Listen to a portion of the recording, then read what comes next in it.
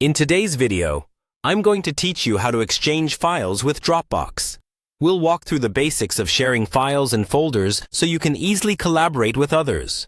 Whether you're working on a project, sending large media files, or just backing up important documents.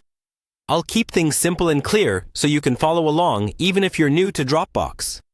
First, open Dropbox in your web browser and sign in to your account.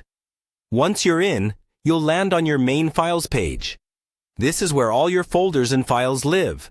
If you already have the file you want to share uploaded, you'll see it here. If not, go ahead and upload it now by dragging it from your computer into the Dropbox window, or by clicking the upload button and selecting it from your device.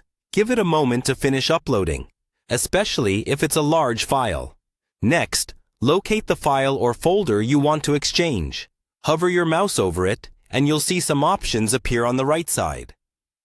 Look for the option that says Share and click on it.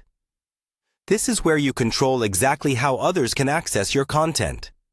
A sharing window will pop up. At the top, you'll see a field where you can enter email addresses. Type in the email of the person or people you want to send the file to. Just below that, make sure you choose the right permission level.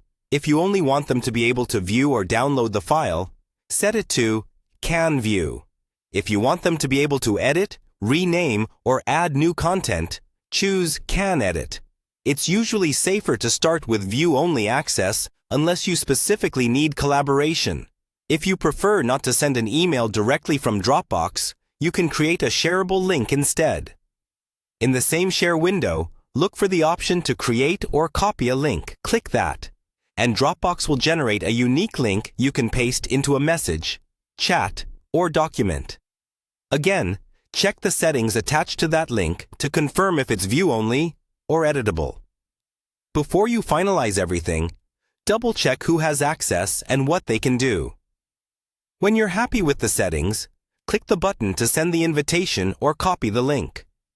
The recipient will then be able to open the file or folder from their own device, even if they don't have Dropbox installed, as long as they have a web browser. That's all you need to start exchanging files with Dropbox. Once you get used to these steps, sharing and collaborating becomes quick, secure, and hassle-free. And pumptoy.